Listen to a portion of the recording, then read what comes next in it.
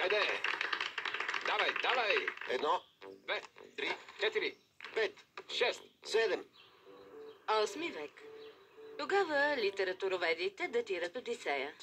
Тази древногръцка епическа поема се описват приключенията на митичния герой, който трябва да напусне дома си и да преодолее все по-трудни изпитания до победата. Основният конфликт настъпва от съперничеството, което предизвиква... Бързо, идва! Я да видя какво става тук. Кой ще ми каже?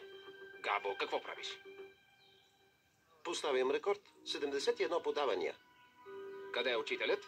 Няма го. Добре. Да не съм чул нито звук. Хайде, мачът започва! Давайте! Моля ви, не тичайте! Внимавайте! За следващия път прочетете от 5 до 15 песен. Ще тренираме, нали? Да, Франциско е страшно нервен. И как иначе? В отбора почти не останаха играчи.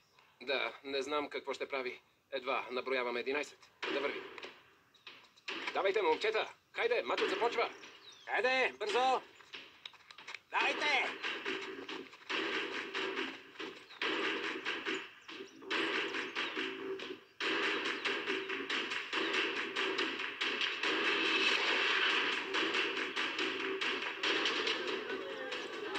Побързайте, господин комисар!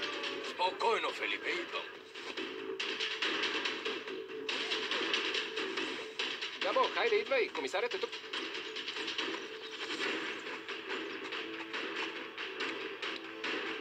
Както ние си знаем.